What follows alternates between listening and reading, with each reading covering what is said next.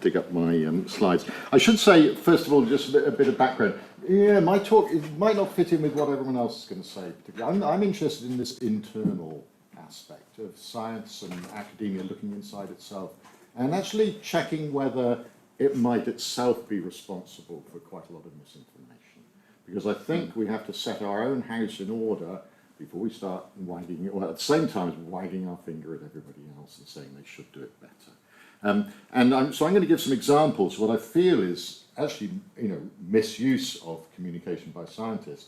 But I'm deliberately not going to pick the most extreme examples. I'm not going to go for the rogue academics who pronounce that COVID doesn't exist, or that we should, we should not open schools till we got zero COVID, or which I regard as rogue attitudes. I'm not going to pick on those real extreme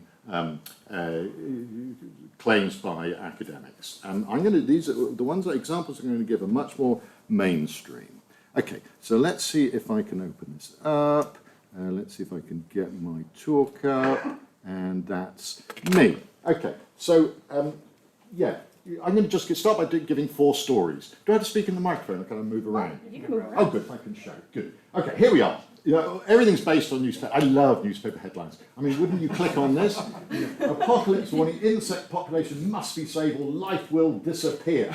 It's in 2019. World's insects are hurtling down the path to extinction. More than 40% of insect species declining. Total mass of insects is falling by a precipitous 2.5% a year. No insects in 40 years.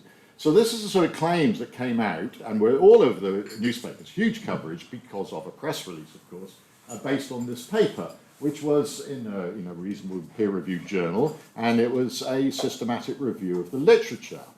So they didn't do any original research themselves. They reviewed the literature and actually, look, quite, with some transparency, in their paper they give their search terms for their systematic review of the literature. Very good of them. So you could actually reproduce their search. And their search terms included the keywords insect, survey, and decline. They only looked at papers about a decline. Of course, they would have picked up papers that said it has not declined, but they looked at papers that have declined. And wow, they found a decline in insects. I mean, it's the most appalling misuse of searching for evidence that confirms the hypothesis you want to test. And Kevin McConway, bless him, did a search with increase and got even more than 600 papers.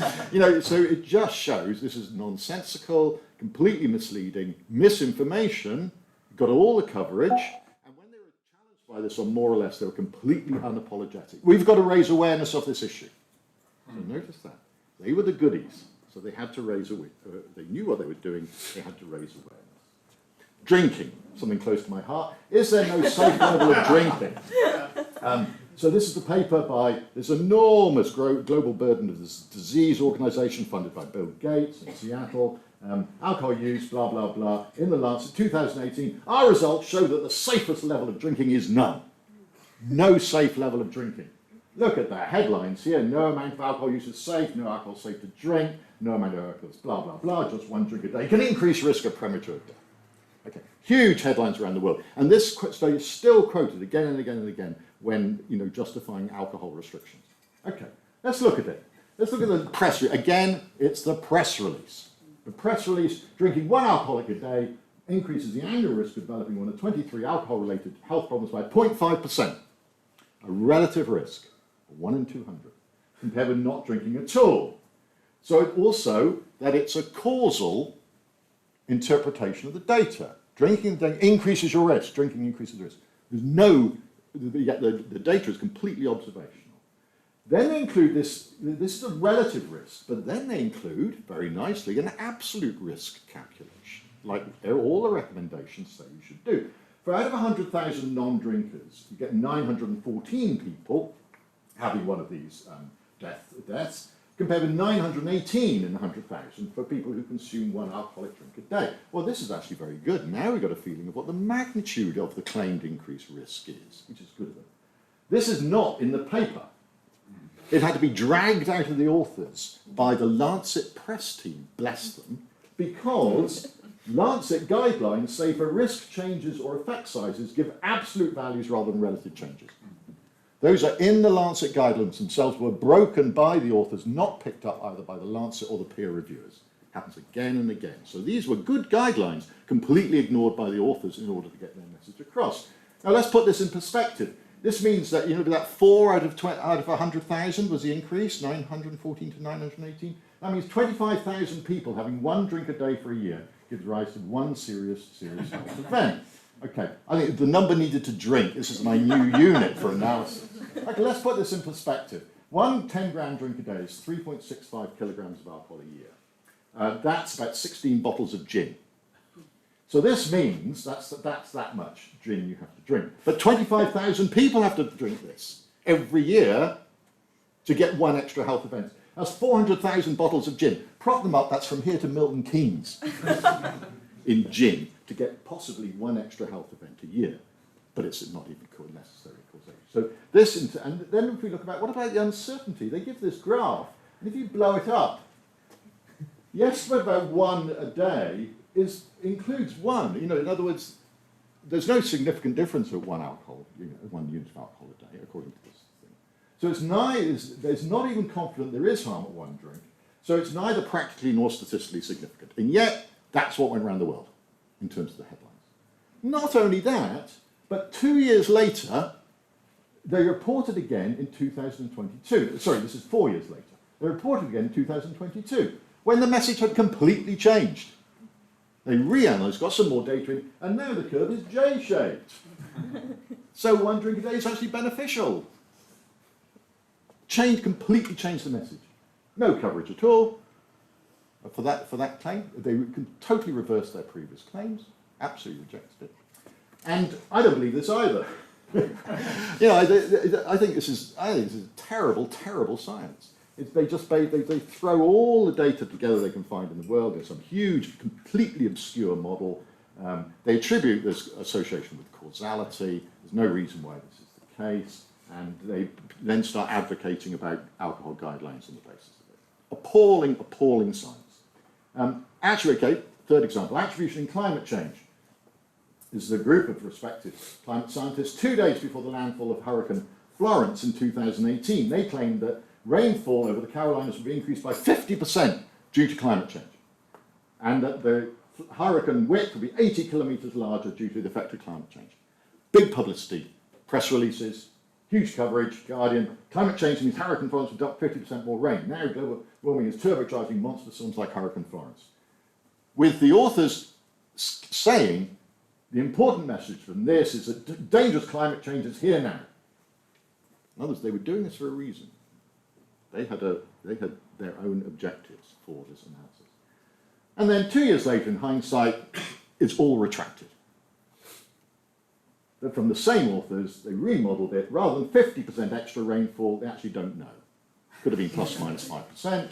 Rather than 80 kilometres wider, it's about 9 kilometres wider, plus or minus 6%. So their attribution models run again, run properly, run not such in a hurry, completely reverse their previous story. Again, no coverage. So, final story. This is one of my favourites. Boring study, typical Scandinavian study. They got this personal number so they can link health and tax and education records. It's great. And they find out that consistent associations between higher socioeconomic position, higher risk of glioma. Richer people get more brain tumours.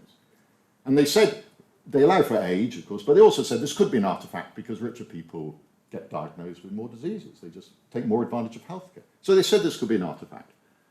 Ah, yes, but then it goes to the press office. And the press office decide, oh, well, let's try to get this in press. High levels of education linked to heightened brain tumour risk, and then it gets to the Daily Mirror, and it's why going to university increases the risk of getting a brain tumour. So just watch it. Yeah. It's all this thinking, it's terribly bad for you, really bad. So this is okay. What are the issues from these 4 stories that I've whipped through quite quickly? First of all, is that many of these people, not all of them, are going outside their academic role into policy and advocacy.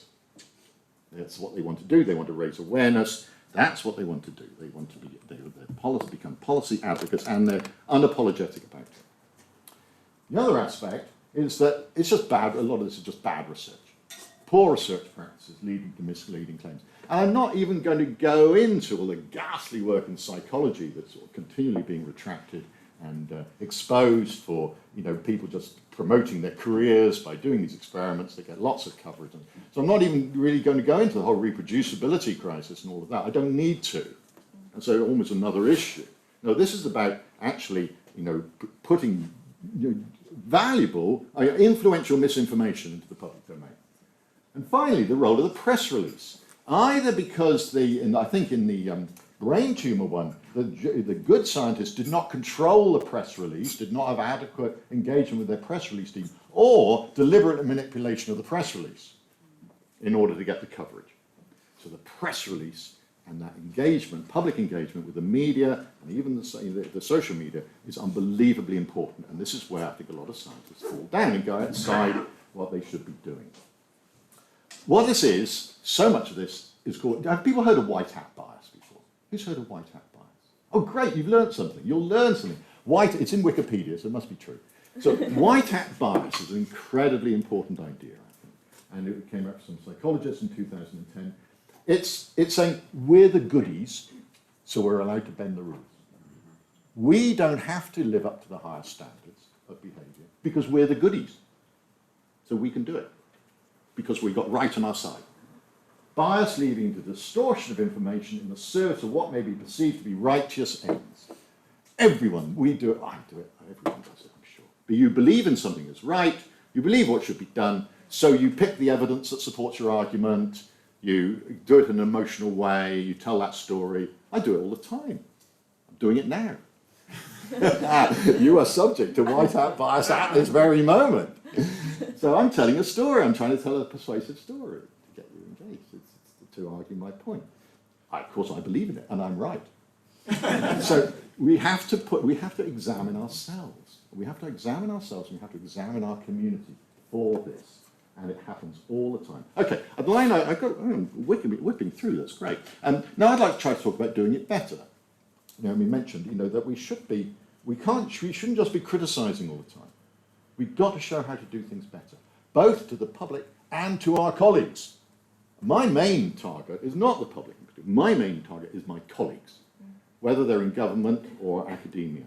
So to say, you can do this better. You do not have to do this. And actually, it is by doing this, you are harming your own cause. That's my argument. That's my second part of my persuasive method. Okay, now I go back to Baroness Honora O'Neill, who used to be head of Newnham, of course, philosopher of Kant. She's great, absolutely wonderful woman, terrifying. Really kind, really small, beautifully kind, lovely ladies who's just got the brain the size of a planet. Organised, she's also a great philosopher at, summarising her work in bullet points. She's a real jobbing, roll your sleeves up philosopher. She gets in there.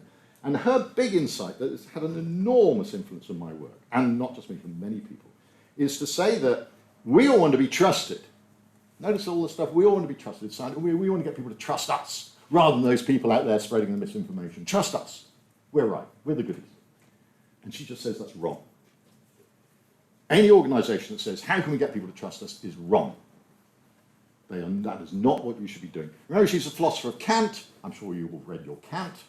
I haven't, but never mind. I've seen the Matchbox version that says it's something to do with duty ethics. And she says, you have a duty to demonstrate trustworthiness.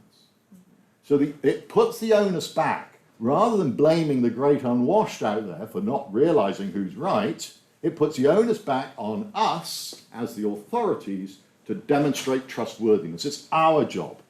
It's our responsibility to be trustworthy and to show what trustworthiness is. Don't blame the audience. And this is amazing. She has had such an influence. I said on me, this has completely changed my approach to all the work I do.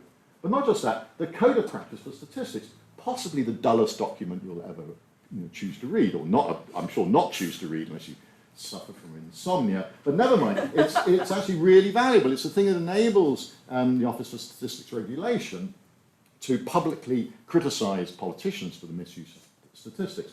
And a figure you may not know, I'm sure you don't know, I'd feel sorry if you did know, but there are 3 pillars for the official statistics in this country. It's called the TQV system. Trustworthiness, quality and value. Trustworthiness is the #1 pillar for official statistics in this country. Absolutely, it is the core concern for statistics in this country. And I got a lovely quote here. Here's Ian Diamond at the COVID inquiry this week.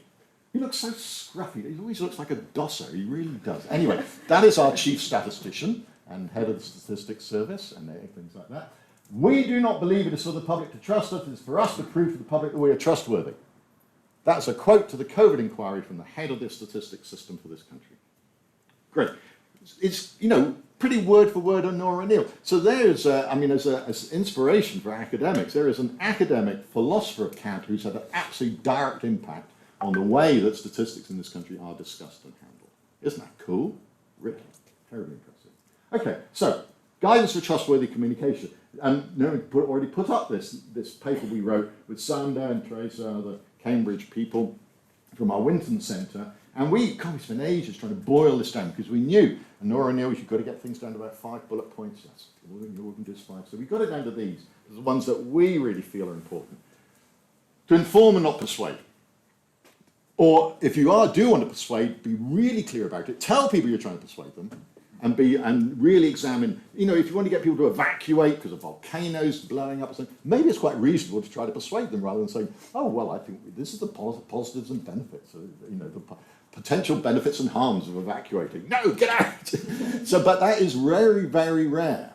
Most of the time, we should be trying to inform people to empower them to make better decisions, to raise the level of the argument, rather than trying to manipulate their emotions so that they do or think in the way that we want them to, even for the best possible reasons. We come across so much white hat bias on this that people say, oh, we're just trying to inform people about getting screened or taking vaccines. And no, you're not. You're trying to persuade them because you think you're right. All the time, people delude themselves into thinking they're informing, but they're actually trying to persuade. So at least be honest on this. And then balance, not false balance. Climate change, yes, no, you know. No, it's not that sort of idiotic false balance. It's benefits and harms, potential winners and losers. It's acknowledging that all two sides of an argument. Be upfront about uncertainties, what you don't know, and how good your evidence is. Really, you know, that's absolutely vital. That's because sometimes you'll be really sure and sometimes you can't, just because the evidence isn't very good. Just admit it. Have that humility to admit you don't know. And then, which was a little advert for Sander, pre-bunk misinformation, preempt the misunderstandings. This, I think, you know, we can hear more about this, has become my big, you know, so I'm a non-executive director of the UK Statistics Authority, so I'm supposed to be there commenting on all the stuff on census, on gender ID, all these things, and my constant refrain is preempt the misunderstandings. Get in there hard. Use space to say this does not mean GDP measures will change. And so nobody's accusing you of U-turns after. Tell people this is provisional. Big print.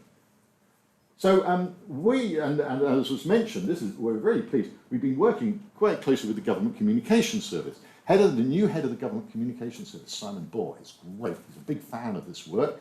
They're doing some whole lot of online training courses now in data and analytics and things like that. And I got to film the intro to that. And our 5 points, they kind of tried to make a nice mnemonic out of it. Prove, pre-bunk, reliably inform, offer balance, verify quality, explain uncertainty, prove framework. And that's in the official counter-disinformation toolkit for the UK. And these ideas, I think, are spreading.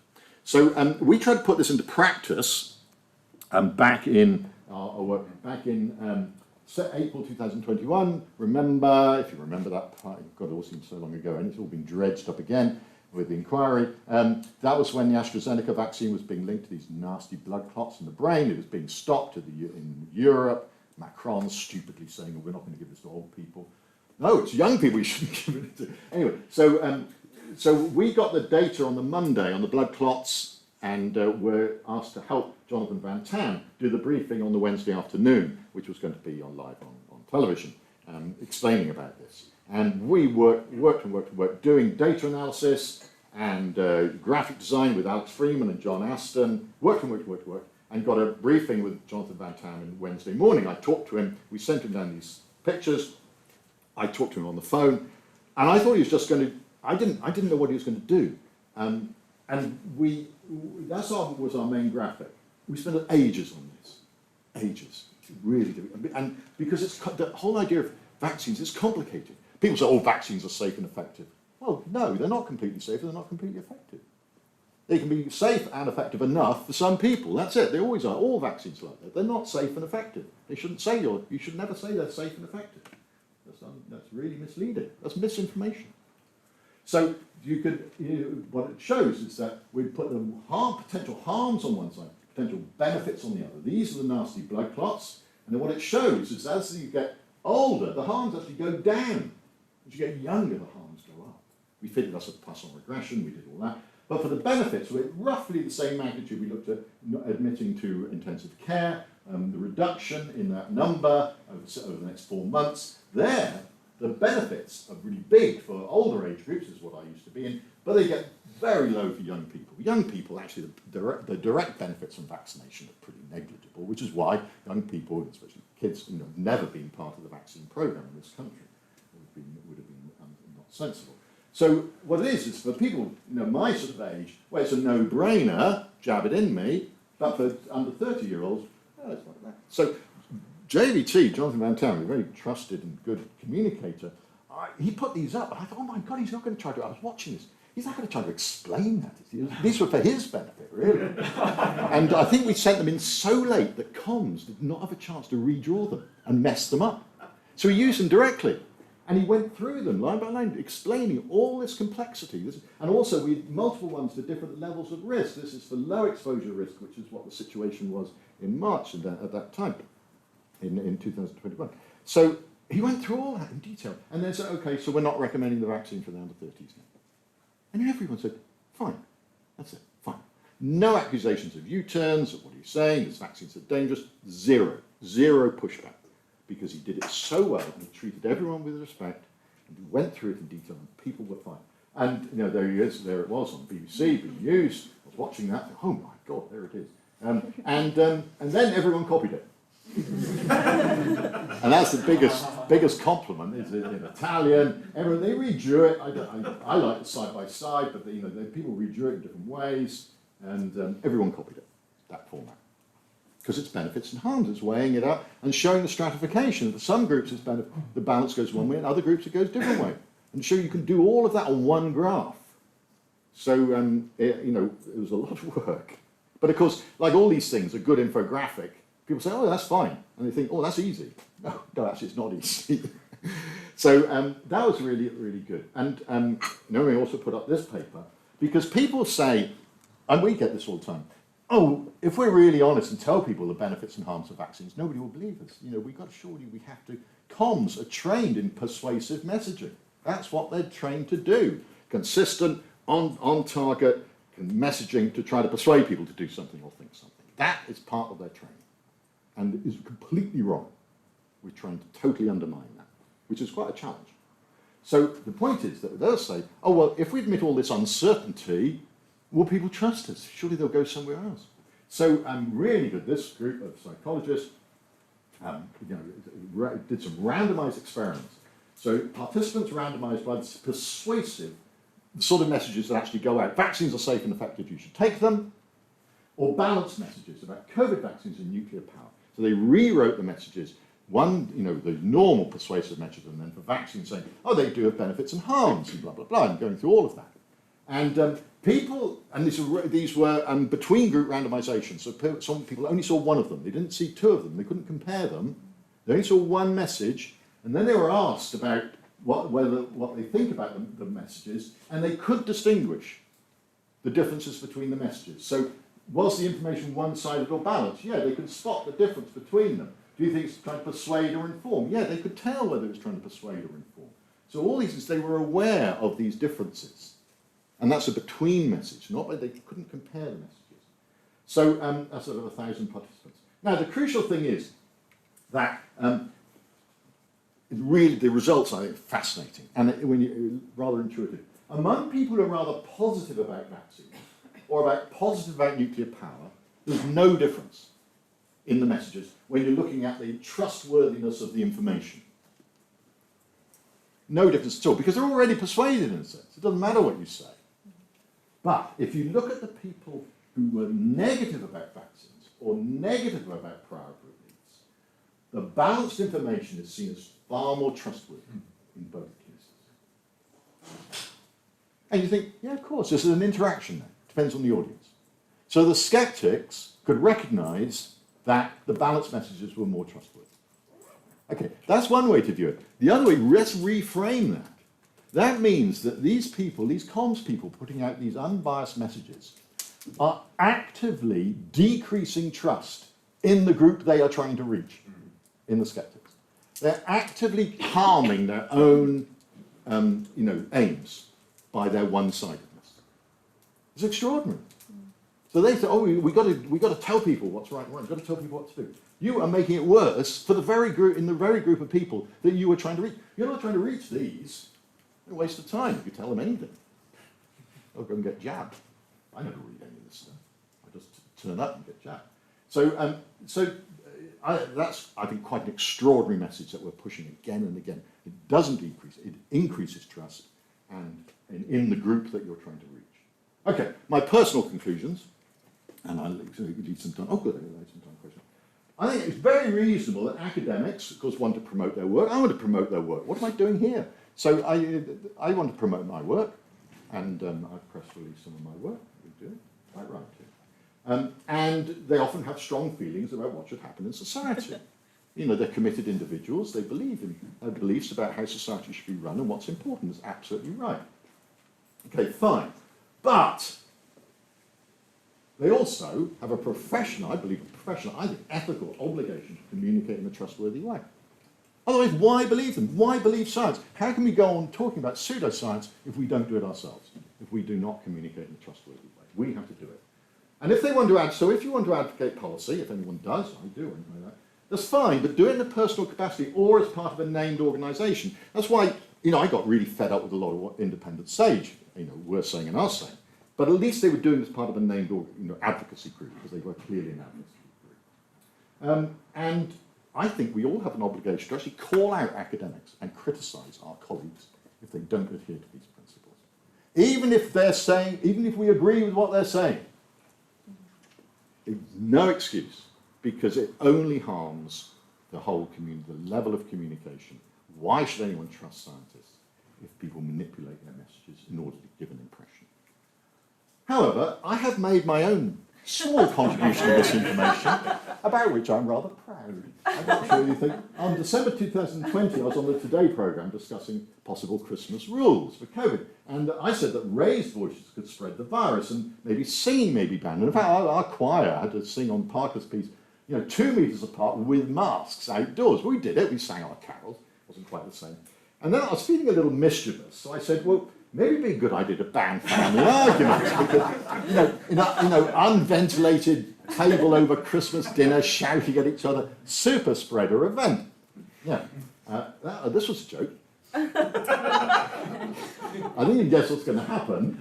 By an hour later, in the Express, Christmas warning, families could be banned from arguing to prevent COVID spread, according to a leading British statistician. Yeah, thank you. So I did my own little bit for misinformation there, but fortunately I don't think it had much of an impact. Okay, thank you very much indeed.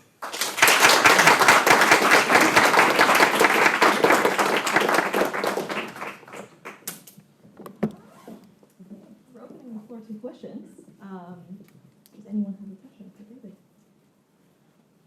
Yes, Thanks so much for the fascinating talk, and I think a lot of these lessons are super helpful, especially in these times. I'm curious your last comment about the shifting, or how scientists can still play a role in advocacy, but need to sort of flag a particular role that they're speaking from. Yeah. I think that this, while plausible to me, I think also presents a number of challenges. Like, for example, in our current media environment, how is it always possible to distinguish between when a scientist is speaking from wearing an advocate hat versus I would really like some advice on that. I do feel it's strong, because you can't say, oh, scientists can never comment about it. I mean, we're individual citizens, but they should be commenting as citizens, not as professional scientists. They shouldn't be, they should literally change hats, I think, if you could. But it's very difficult to do that in one interview, so for example, on the radio, doing the science, explaining what's going on. And then the interviewers will always push you, well, what do you think should be done? It happened to me all the time in COVID.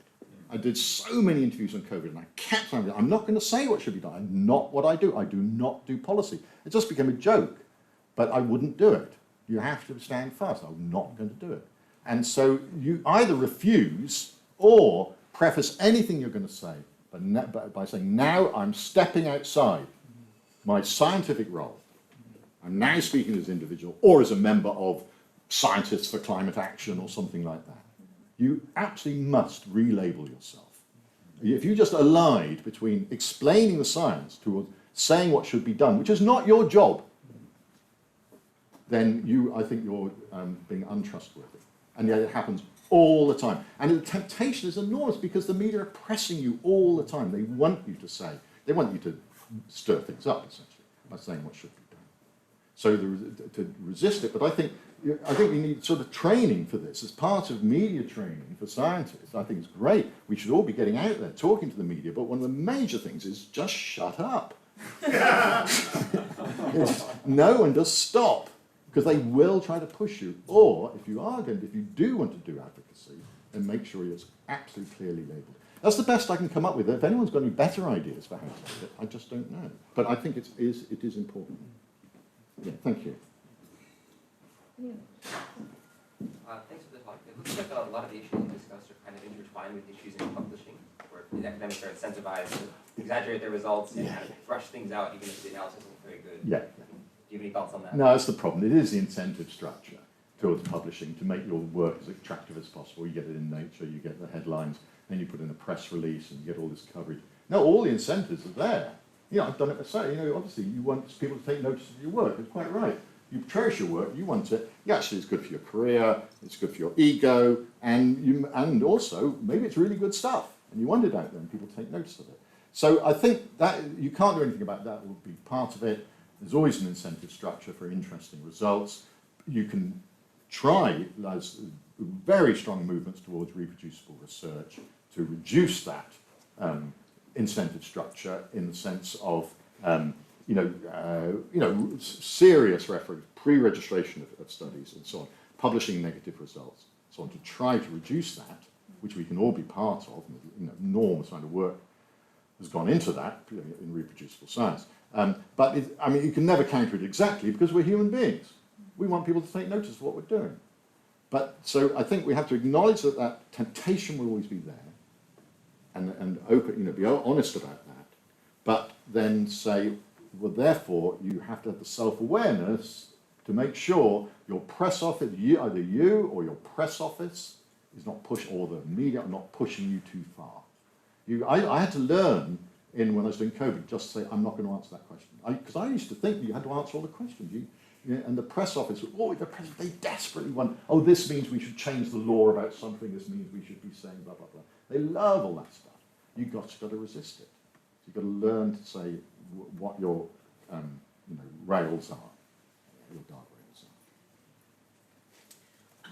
Thank you very much for the presentation. I wanted to ask you, do you think this pressure on academics, especially on young academics, to publish as many papers as they can and as soon as they can because of the competition also plays a role in it? Yeah. And because I am, for example, a PhD, finished it just a few weeks ago. Congratulations. But the pressure, thank you, but the pressure is absolutely incredible. Yeah. And if that's the case, do you think there is anything possible to change? Is it possible? Well, this is a much bigger problem than what I'm talking about. So I think that is a huge issue about the pressure just to get stuff out there.